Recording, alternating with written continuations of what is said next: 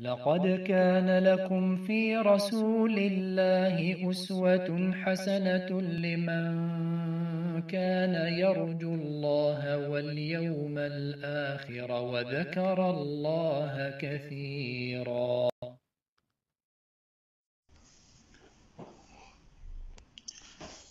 إن الحمد لله نحمده ونستعينه ونستغفره ونعوذ بالله من شرور أنفسنا ومن سيئات أعمالنا. من يهده الله فلا مضل له ومن يضلل فلا هادي له، وأشهد أن لا إله إلا الله وحده لا شريك له، وأشهد أن محمدا عبده ورسوله صلى الله عليه وعلى آله وصحبه وسلم. يا أيها الذين آمنوا اتقوا الله حق تقاته ولا تموتن إلا وأنتم مسلمون. يا أيها الناس اتقوا ربكم الذي خلقكم من نفس واحدة وخلق منها زوجها وبث منهما رجالا كثيرا ونساء، واتقوا الله الذي تساءلون به والأرحام إن الله كان عليكم رقيبا. يا أيها الذين آمنوا اتقوا الله وقولوا قولا سديدا يصلح لكم أعمالكم ويغفر لكم ذنوبكم، ومن يطع الله ورسوله فقد فاز فوزا عظيما. أما بعد، فإن أصدق الحديث كتاب الله، وخير الهدي هدي محمد بن عبد الله، وشر الأمور محدثاتها، وكل محدثة بدعة، وكل بدعة ضلالة، وكل ضلالة في النار. ثم أما بعد، أخوتي في الله وأخوات، السلام عليكم ورحمة الله وبركاته. فنواصل بعون الله تبارك وتعالى دروسنا في شرح الأرجوزة المئية في ذكر حال أشرف البرية للعلامة ابن أبي العز الحنفي رحمه الله تعالى، مع شرح فضيلة الشيخ عبد الرزاق ابن أبي المحسن البدر حفظه الله تعالى. وبحمد الله عز وجل قد ذكرنا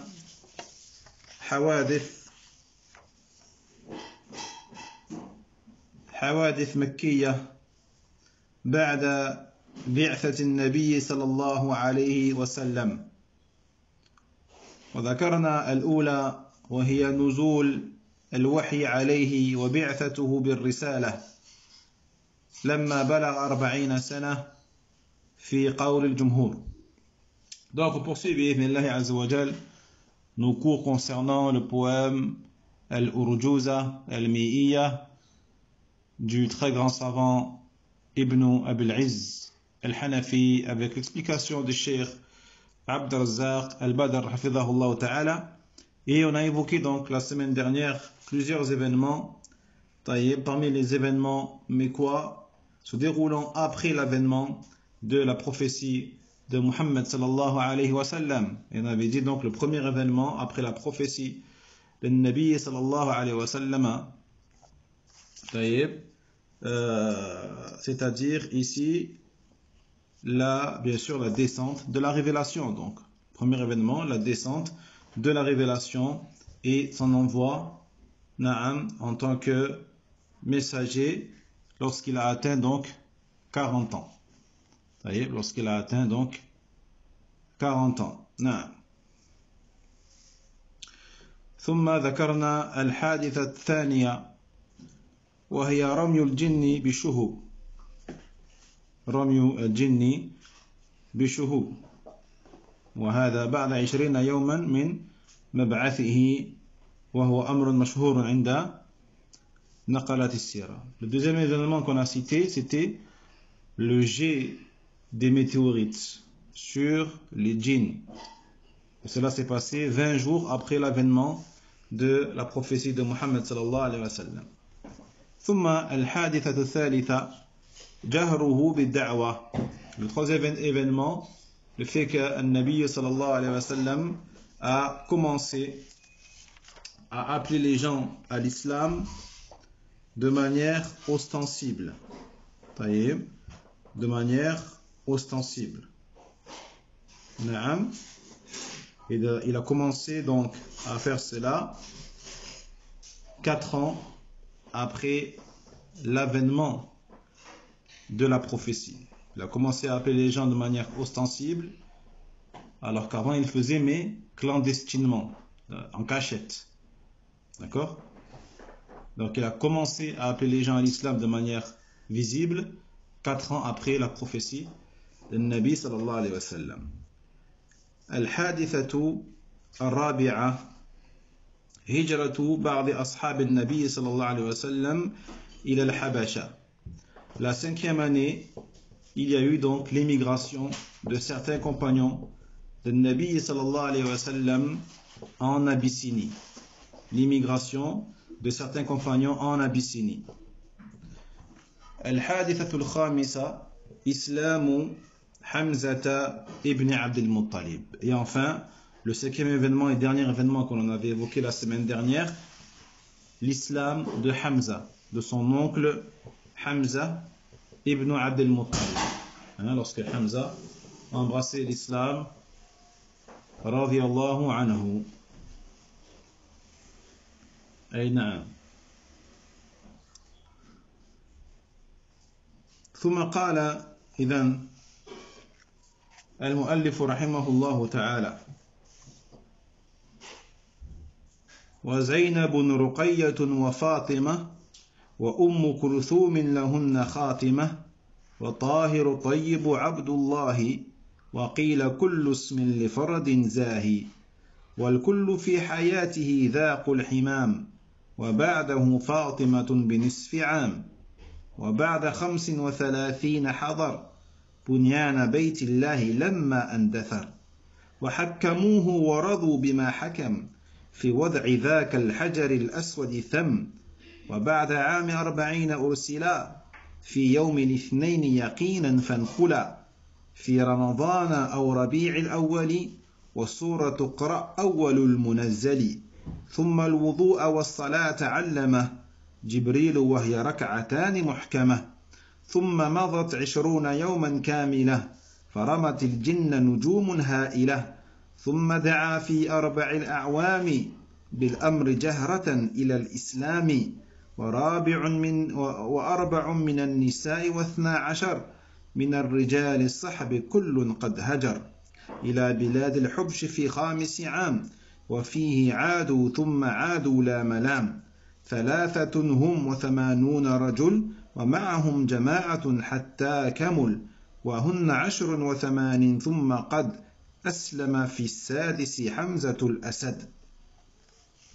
ثم قال المؤلف الناظم رحمه الله وبعد 90 من سني رسالته مات أبو طالب ذو كفالته وبعده خديجة توفيت من بعد أيام 3 مضت.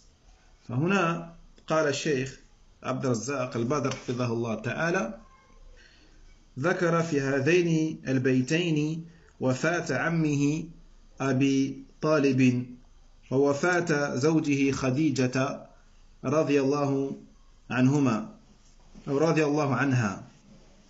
طيب، ذكر في هذين البيتين وفاة عمه أبي طالب ووفاة زوجه خديجة رضي الله عنها وكان ذلك في السنة 9. كان ذلك في السنة 9. Donc on poursuit bi'idhnillah azza wa jal l'explication donc des 2 vers que je viens de lire inshallah ta'ala et on verra que ici on a la mention de 2 événements. Taïb, ce qui fait que ce sont les événements 6 et 7 inshallah ta'ala. فالحادثة السادسة هي وفاة عمه أبي طالب ابن عبد المطلب. Donc le 6e événement, c'est le décès de son oncle paternel Abu Talib ibn Abd al-Muttalib. طيب.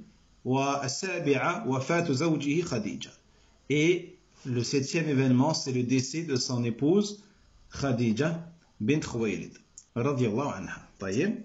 comme il dit ici le cheikh, dans ces deux vers, on a la mention de ces deux disparitions qui sont celle de Abu Talib et celle de son épouse Khadija radiyallahu anha. Et il faut savoir que ces deux décès se sont déroulés la même année, c'est-à-dire la 9e année. Se sont déroulés durant la 9e année, c'est-à-dire après la prophétie, après l'avènement de la prophétie de Nabi sallallahu alayhi wa sallam. ثم قال من سني رسالته أي من مبعثه صلى الله عليه وسلم أي في السنة التاسعة من البعثة. D'accord? Puis donc il dit le poète, donc وبعد 9 من سن رسالته, et après 9, c'est-à-dire après 9 ans ou 9 ans après les années de son message, c'est-à-dire 9 ans après l'avènement de la prophétie. L'avènement de la prophétie, c'est-à-dire donc l'année 9 de la prophétie. نعم. ثم قال مات أبو طالب ذو كفالته أي الذي قام على كفالة النبي صلى الله عليه وسلم بعد موت جده عبد المطلب وكان ناصرا للنبي صلى الله عليه وسلم ومؤازرا. Puis il dit, l'auteur, rahimahullah ta'ala, Abu Talib est mort, ذو كفالته. Abu Talib, c'était celui qui s'occupait, donc qui était responsable, qui avait la responsabilité de son neveu Muhammad sallallahu alayhi wa sallam. Taïeb.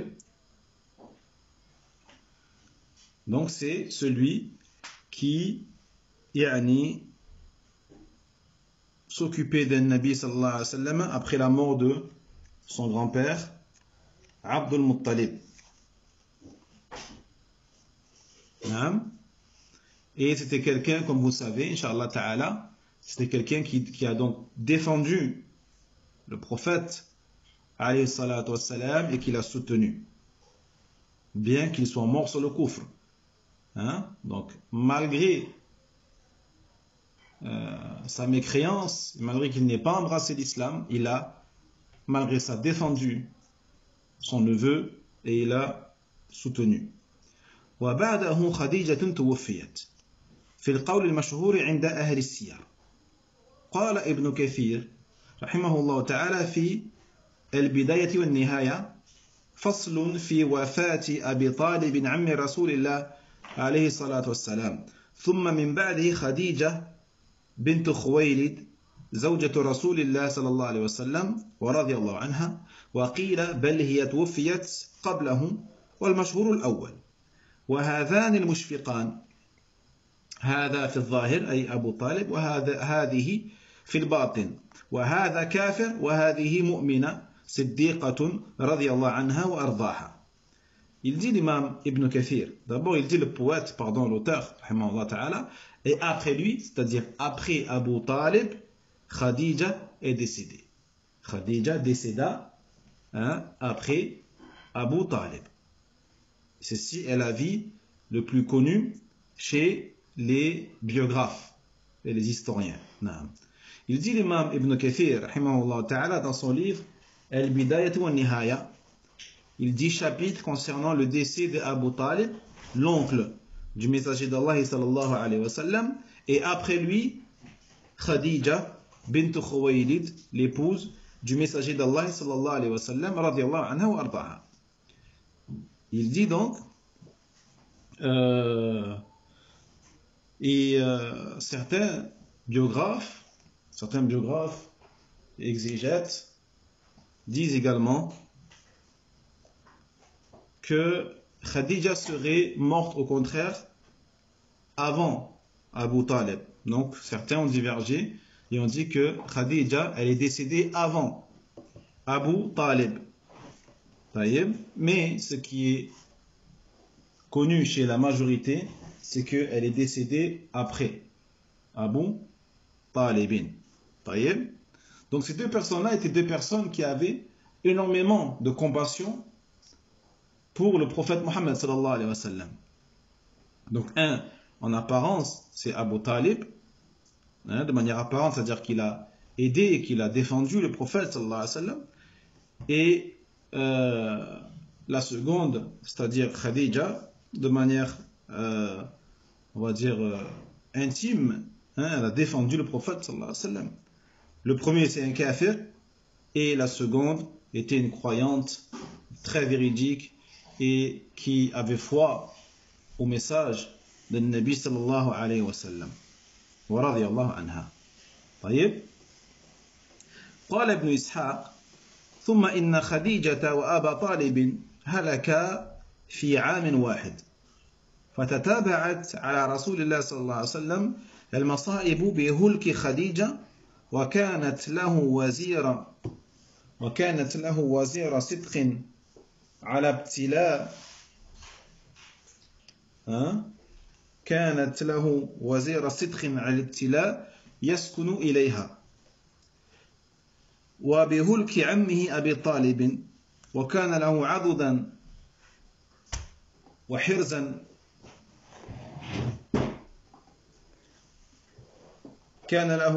وحرزا في أمره، ومنعة وناصرا على قومه، وذلك قبل مهاجرته إلى المدينة ب3 سنين. فلما هلك أبو طالب نالت قريش من رسول الله صلى الله عليه وسلم من الأذى ما لم تكن تطمع به في حياة أبي طالب. Il dit l'imam Ibn Ishaq, rahimahullah ta'ala, ensuite, donc, Khadija et Abu Talib décédèrent la même année, durant la même année. Et ainsi, donc, les épreuves se succédèrent sur le messager d'Allah alayhi salatu wassalam à cause donc du décès de Khadija qui était pour lui un soutien sur la vérité lors des épreuves qu'il subissait et donc le prophète sallallahu alayhi wa sallam trouvait du réconfort, un réconfort énorme et très important auprès de son épouse Khadija radiyallahu anha. Donc lorsqu'elle est morte, il a perdu un très grand réconfort. Et également avec la mort de son oncle aussi, Abu Talib, qui était pour lui également un soutien, une défense, une aide contre ses ennemis. Et cela donc avant bien sûr l'immigration de Nabi sallallahu alayhi wa sallam vers Al-Médina, c'est-à-dire 3 ans avant. Donc ça s'est passé 3 ans avant l'immigration du messager d'Allah sallallahu alayhi wa sallam à Al-Médina.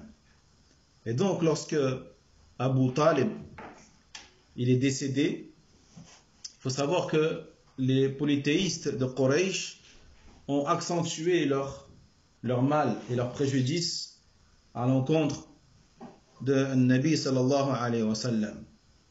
Ils faisaient des choses qu'ils ne faisaient pas au temps du vivant d'Abu Talib. Lorsqu'Abu Talib était encore vivant, il ne faisait pas certaines choses.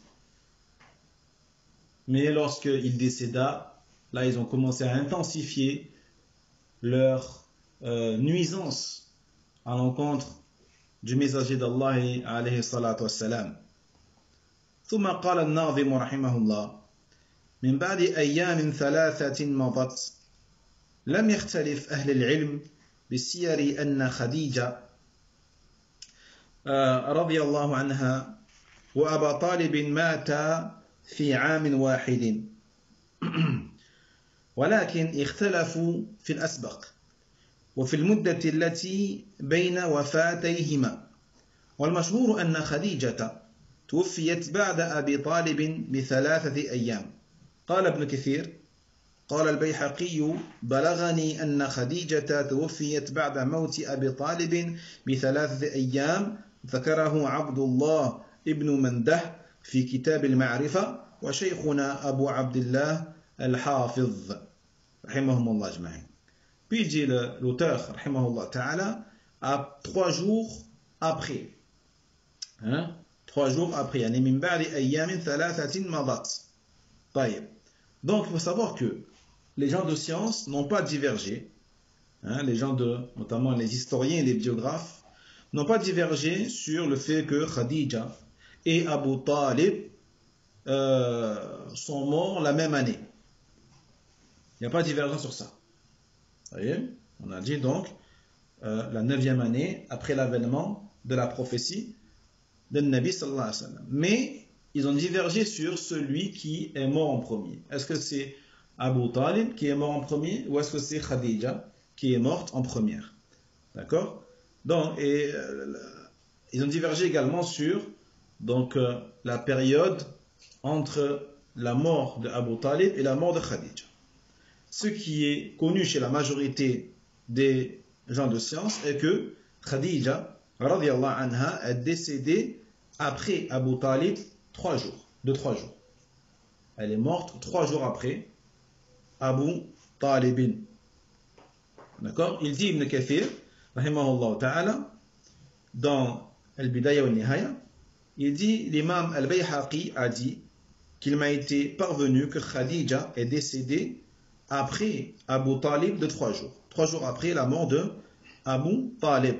Comme l'a mentionné Abdullah ibn Mandah dans le livre Al-Ma'rifa et notre cheikh Abu Abdullah Al-Hafid. Donc ici il parle de qui? En disant Abu Abdullah Al-Hafid, il parle de Abu Abdullah Al-Hakim Al-Naysaburi. Al-Hakim Al-Naysaburi, qui était donc l'un des mashayikh de l'imam Al-Bayhaqi et un des élèves également de Abdullah ibn Mandah rahmatullahi alayhim. Naam. طيب. قال الشيخ العصيمي حفظه الله تعالى وقع في كلام بعض الإخباريين تسمية هذا العام عام الحزن، وهو شيء لا يعرف عند محقق السيرة ولا يناسب مقام الحزن في الشريعة، فإن مقام الحزن من المقامات المكروهة المغلوبة لا من المقامات المحمودة المطلوبة، ولا يمدح العبد بحزنه.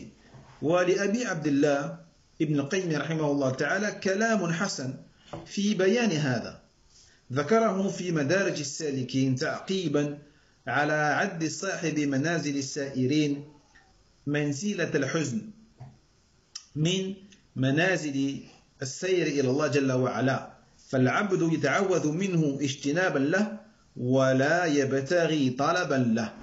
Ici une chose qui est bénéfique Inch'Allah Ta'ala est que tu peux entendre dans la bouche de certains conteurs ou de certaines personnes qui te racontent la vie, la biographie du messager d'Allah sallallahu alayhi wa sallam, qui vont appeler cette année-là, donc l'année dans laquelle Abu Talib et Khadija sont morts, ils vont dire c'est l'année de la tristesse. Ça tu l'entends beaucoup, ils disent que c'est l'année de la tristesse. Pourquoi? C'est l'année où donc 2 personnes importantes pour le prophète sallallahu alayhi wa sallam sont décédées. Et il dit le cheikh, en vérité cette expression, l'année de la tristesse, n'est pas une expression qui est connue chez les grands savants, parmi les muhaqqiqin de la biographie, parmi les grands savants qui ont étudié en profondeur la biographie de Nabi sallallahu alayhi wa sallam. Ils n'ont jamais utilisé ce terme-là. Et il faut savoir également que ce terme-là, l'année de la tristesse, ne convient pas, et le cheikh al-Usaymi, hafidhahullah, ne convient pas. Pourquoi? Parce que la position de tristesse dans la charia, ici, n'est pas convenable.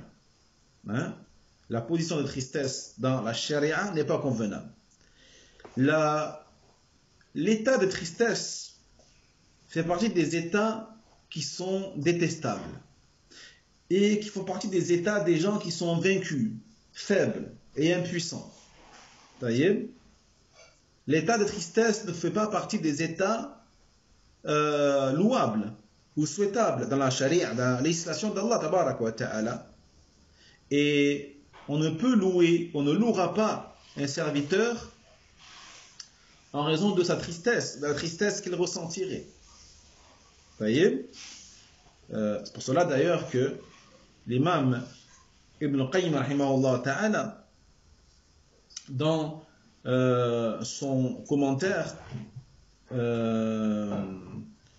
يعني de Manazil al-Sa'irin, dans une annotation, une remarque qu'il a faite dans son livre Madarij al-Salikin au sujet d'une des paroles de l'auteur de Manazil al-Sa'irin concernant le fait que la position de tristesse ou l'état de tristesse ferait partie des états qui te mènent vers Allah tabarak wa ta'ala. Vous voyez, il a exposé donc ce qu'on vient de dire, le fait que cela ne fait pas partie des états qui sont louables et qui sont honorables chez la personne. Au contraire, cela fait partie des choses qui sont détestables et qui font partie des états qui montrent que la personne elle est faible et ainsi de suite. Vous voyez? Donc il dit que le serviteur, la créature, elle doit au contraire demander protection contre justement le fait d'être triste, de ressentir de la tristesse,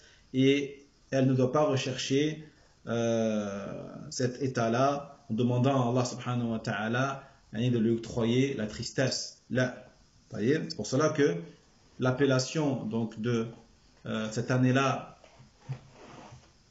dans laquelle Khadija est décédée ainsi que Abu Talib, on ne l'appelle pas l'année de la tristesse, comme le feraient certains ou comme le font certains. On ne l'appelle pas comme ça. طيب أي نعم. ثم قال المؤلف رحمه الله تعالى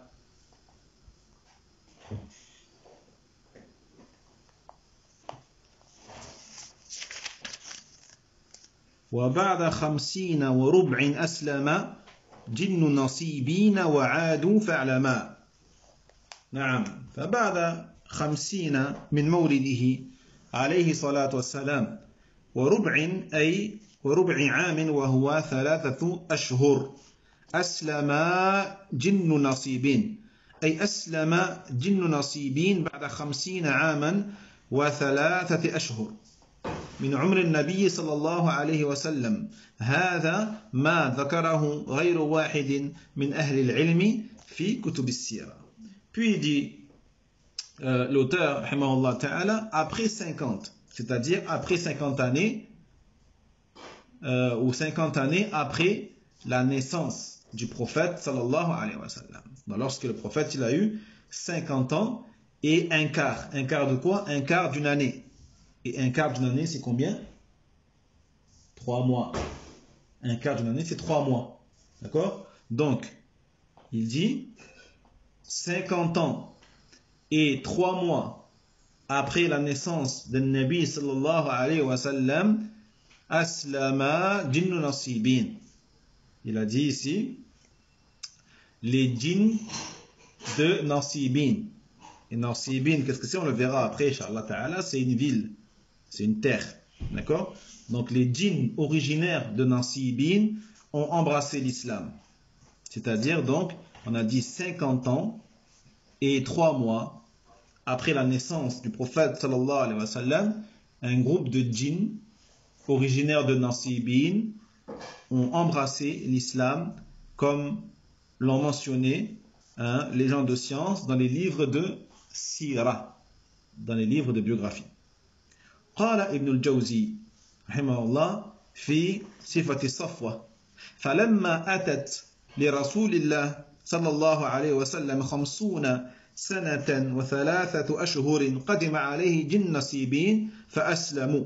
وجاء في ألفية السيرة للحافظ العراقي رحمه الله وبعد أن مضت له 50 وربع عام جاءه يسعون جن نصيبين له وكان يقرأ في صلاته قرآنا بنخلة فاستمعوا وأسلموا ورجعوا فأنذروا قومهم. Donc il dit l'imam Ibn al-Jawzi dans son livre Sifatul Safwa, il dit lorsque le messager d'Allah sallallahu alayhi wa sallam a eu 50 ans et 3 mois, un groupe de djinns un groupe de djinns originaires de Nasibin sont allés à sa rencontre et ont embrassé l'islam. Al-Hafiz al-Iraqi, rahimahullah, également, dans son livre, son poème Al-Fiyatu as-Sira, il a dit, et après 50 et le quart d'une année, c'est-à-dire 3 mois, ils sont arrivés, c'est-à-dire les djinns, les djinns de Nasibin, auprès du messager d'Allah sallallahu alayhi wa sallam, alors qu'il était en train de réciter dans sa prière le Coran, Binakhlatin, un endroit appelé la vallée de Nakhla. Ils ont alors écouté attentivement et ont embrassé l'islam. Et puis sont retournés auprès de leur peuple, des djinns, et ils ont averti leur peuple de la religion, du message de Muhammad alayhi salatu wassalam. وكان ذلك بعد خروجه صلى الله عليه وسلم إلى الطائف. قال ابن كثير في تفسيره: وذكر محمد بن إسحاق عن يزيد بن رومان عن محمد بن كعب القرظي قصة خروج رسول الله صلى الله عليه وسلم إلى الطائف ودعائه إياهم إلى الله عز وجل وإيبائهم عليه، فذكر القصة بطولها وأورد ذلك الدعاء الحسن: اللهم إليك أشكو ضعف قوتي وقلة حيلتي إلى آخره. قال: فلما انصرف عنهم بات بنخلة فقرأ تلك الآيات من القرآن فاستمعه الجن من أهل نصيبين. Donc, cela s'est passé après que le prophète était sorti vers la ville de Taïf, afin d'appeler les gens à l'islam. Comme l'a dit l'imam Ibn Kathir dans son tafsir, il a dit: Muhammad ibn Ishaq a évoqué selon Yazid ibn Ruman, selon Muhammad ibn Ka'b al-Quradi, l'histoire, l'anecdote de la sortie du messager d'Allah alayhi salatu wassalam à Taïf, et le fait qu'il ait invité, qu'il ait appelé les gens de Taïf à Allah subhanahu wa ta'ala, et le fait qu'ils aient refusé de répondre à son appel. Et donc il a cité l'anecdote, l'histoire dans sa longueur, et il a évoqué également la dua qui aurait été faite par le prophète sallallahu alayhi wa sallam, sachant que ce hadith, sa chaîne de transmission n'est pas authentique, n'est pas forte. Donc il aurait dit, le prophète sallallahu alayhi wa sallam: ô Allah, je me plains à toi, auprès de toi, de la faiblesse de ma force et du manque de savoir-faire. Je me plains auprès de toi de la faiblesse de ma force et du manque de mon savoir-faire, jusqu'à la fin de la dua. Et donc lorsque le Nabi sallallahu alayhi wa sallam il a quitté Taïf, il a quitté les gens de Taïf, il est parti passer la nuit à la vallée de Nakhla, un endroit qu'on appelle la vallée de Nakhla.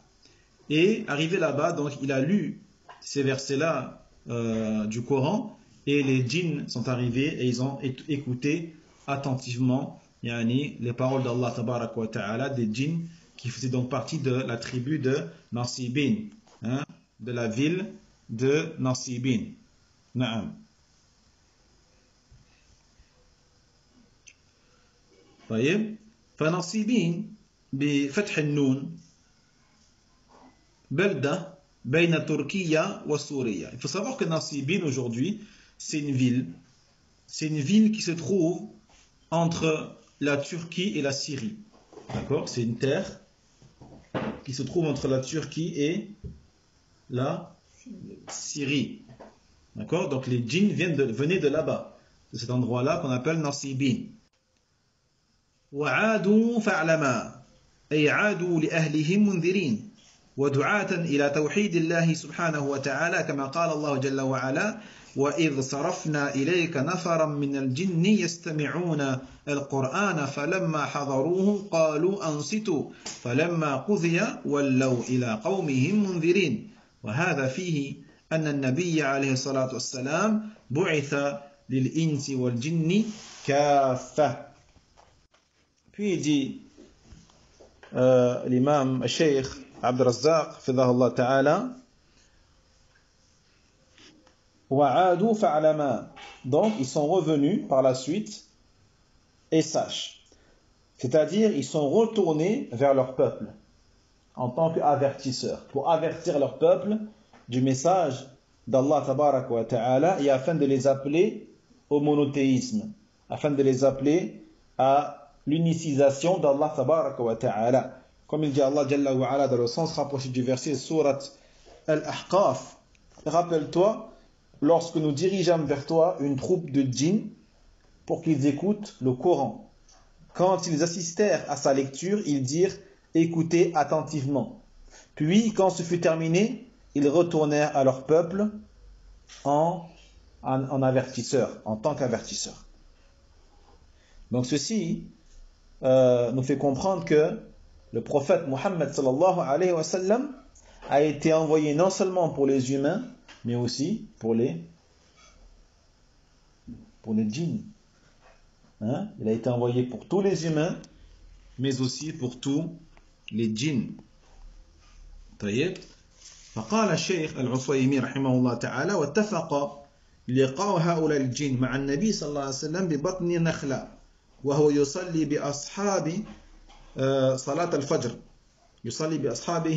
الفجر وثبت ذلك في صحيح مسلم فإن الجن لما حبست بالشهب عن السماء ابتغت خبر ذلك فوجهت منها وفودا فالتقى الوفد النبي صلى الله عليه وسلم ببطن النخلة وهو يصلي بأصحابه صلاة الفجر عامدا إلى سوق عكاظ فسمعوا قراءة النبي صلى الله عليه وسلم وآمنوا به على ما ذكره الله جل وعلا فيقول وإذ صرفنا إليك نفرا من الجن يستمعون القرآن ثم ذكر ذلك في سورة الجن. Il dit le Cheikh Al-Usaymi rahimahullah ta'ala, il dit donc la rencontre des djinns avec le prophète sallallahu alayhi wa sallam s'est déroulée à cet endroit-là appelé la vallée de Nakhla. Et il était en train de prier en fait avec ses compagnons la prière de l'Fajr. Il était en train de prier Al-Fajr, comme cela a été rapporté par l'imam Muslim rahimahullah ta'ala.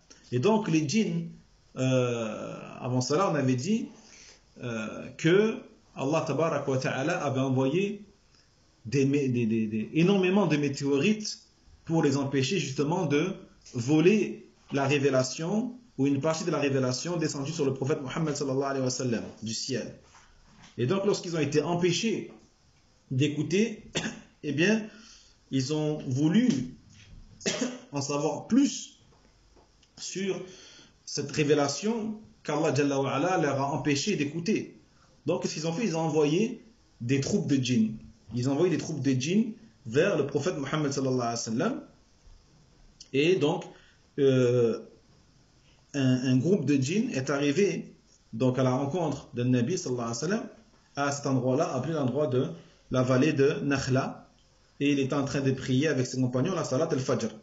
Et il se rendait avec ses compagnons, il se rendait vers le marché de Ukaz, un marché qui s'appelle Sour Ukaz. Et donc ils sont arrivés, les compagnons et le prophète étaient en train de prier et ils ont écouté le Coran.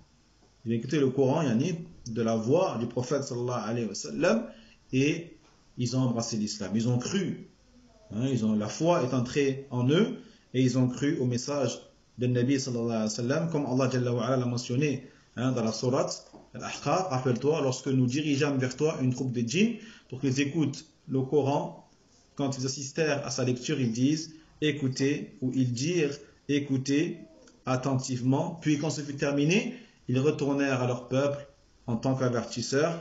Et également Allah Jalla wa Ala a mentionné cela dans la sourate Al-Jinn. فإنشاء تعالى نكتفي بهذا القدر. On va s'arrêter là pour aujourd'hui بإذن. Donc pour résumer, on a cité ici combien d'événements en tout? 14. Non, aujourd'hui. On a cité 3 événements aujourd'hui. On a cité la mort de Abu Talib, la mort de Khadija et l'islam des djinns de Nasibin. D'accord? L'islam des djinns de Nasibin. هذا والله تعالى أعلم، وسبحانك اللهم وبحمدك، أشهد أن لا إله إلا أنت، أستغفرك وأتوب إليك. بارك الله فيكم، والسلام عليكم ورحمة الله وبركاته. وينجي الله الذين اتقوا بمفازتهم لا يمسهم السوء ولا هم يحزنون.